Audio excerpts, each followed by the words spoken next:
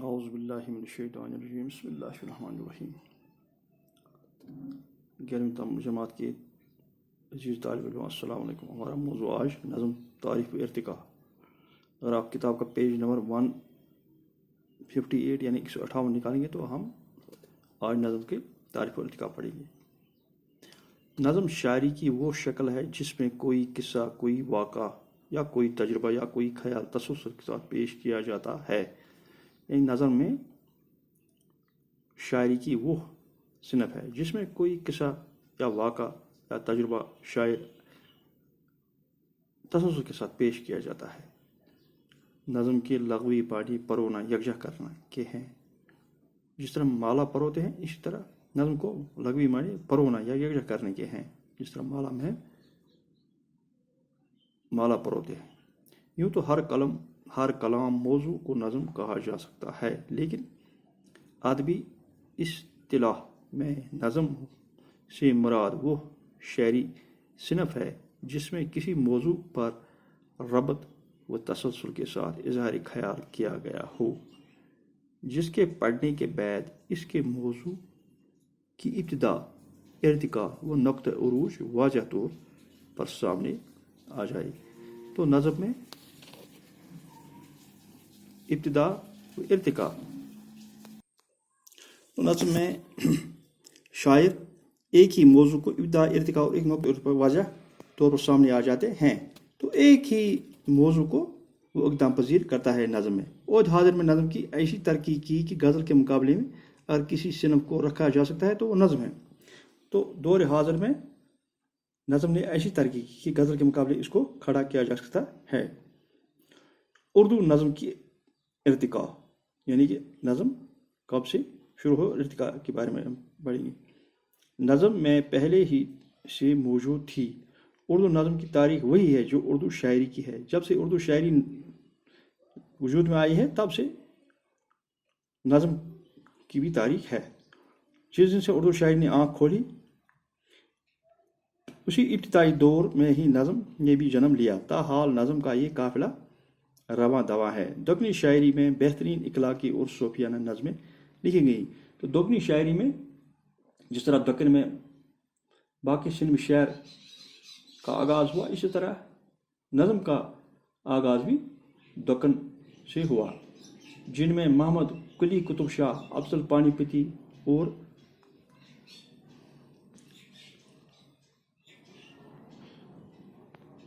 وغیرہ شامل ہیں.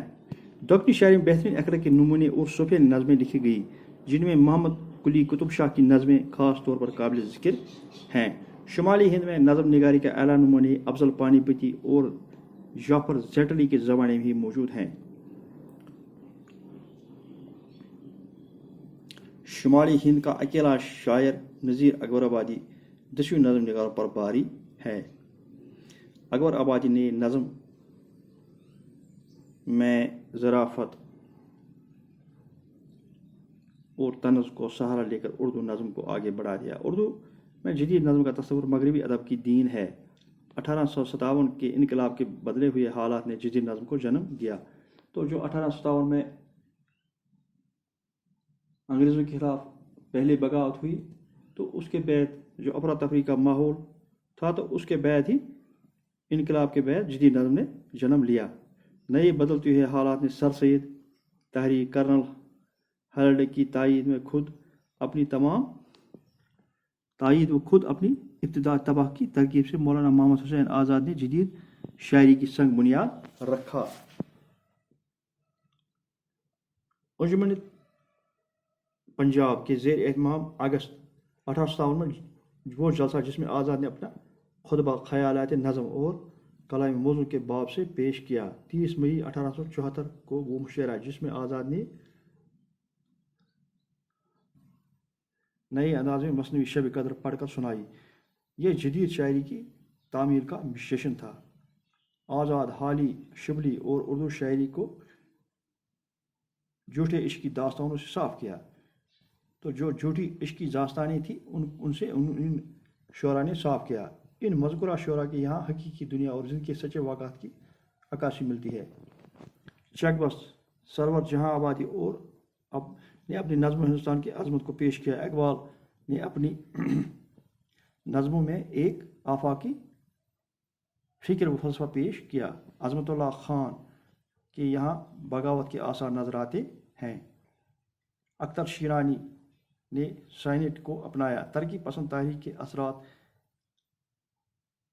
سے نظم مورا نظم آزاد کا رواج زیادہ ہوا اور فیض راشد اور دیگر شعراء نے اردو نظم کو جدید رونق بخشی.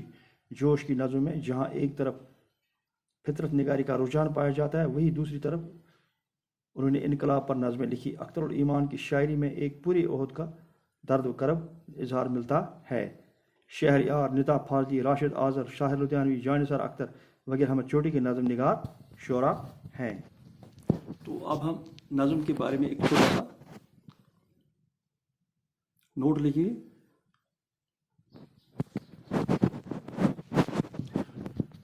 نظم منظم کلام کا نام ہے. نظم کے لغوی معنی موتی پرونا، تشکیل دینا یا انتظام کرنا. نظم کے لغوی معنی موتی پرونا، تشکیل دینا یا انتظام کرنا. جیسے موتی ہم کسی ایک دھاگے میں پروتے ہیں تو لغوی معنی یا انتظام کرنا. گویا نظم ایسی صنف سخن ہے جو کسی بھی موضوع یا خیال کو تسلسل کے ساتھ بیان کرے. تو نظم ایسی صنف سخن ہے جو کسی ایک خیال یا موضوع کو تسلسل کے ساتھ بیان کرے. شاعر کسی خاص موضوع پر اپنے خیالات و تاثرات جب مسلسل اشعار ربط کے ساتھ پیش کرتا ہے تو اسے نظم کہتے ہیں. نظم کے اشعار یا بند کی کوئی قید روا نہیں رکھی جاتی ہے. کہ نظم میں جو اشعار یا بند ہیں ان کی کوئی قید نہیں ہے.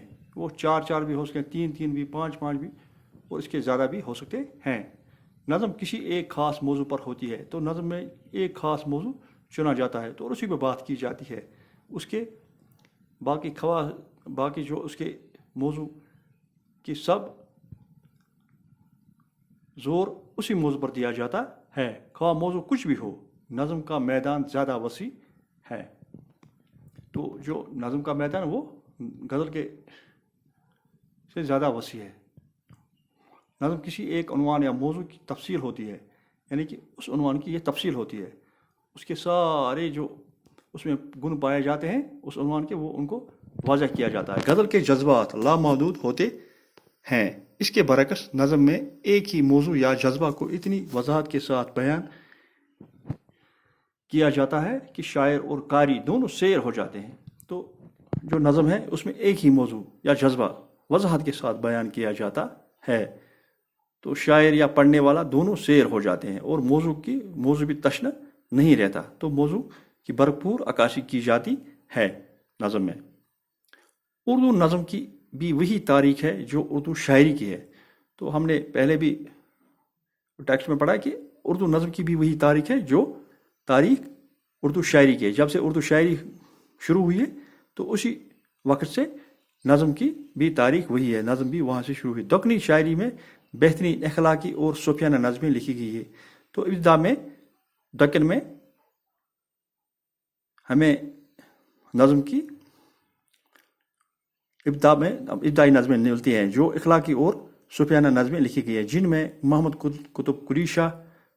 قلی قطب شاہ، افضل پانی پتی وغیرہ قابل ذکر ہیں. شمالی ہند کا اکیلا شاعر نذیر اکبر آبادی جس نے نظم کو ایک نئے انداز میں پیش کیا. تو نذیر اکبر آبادی نے ایک نئے انداز میں غزل کو پیش کیا اور غزل کی بہت ہی آبیاری کی. فیض راشد، اقبال اور دیگر شعراء نے نظم کو رونق بخشی. شہریار، ندا فاضلی، شاہر لدھیانوی اور دیگر شعراء ہمارے چوٹی کے نظم نگار شعراء ہیں. تو اس طرح سے ہم نے آج نظم کی تعریف اور ارتقاء کی جانکاری دی. آپ یہ اپنی نوٹ بک پر اس کو قلم بند کر سکتے ہیں تاکہ یہ وقت ضرورت آپ کو کام آ سکے. تو کل ہم انشاءاللہ نظم بنجارہ نامہ پڑھیں گے. تو آپ نذیر اکبر آبادی کے بنجارہ نامہ پڑھیں گے کل. تو انشاءاللہ رحمان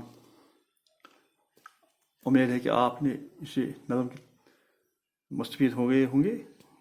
باقی وسلام.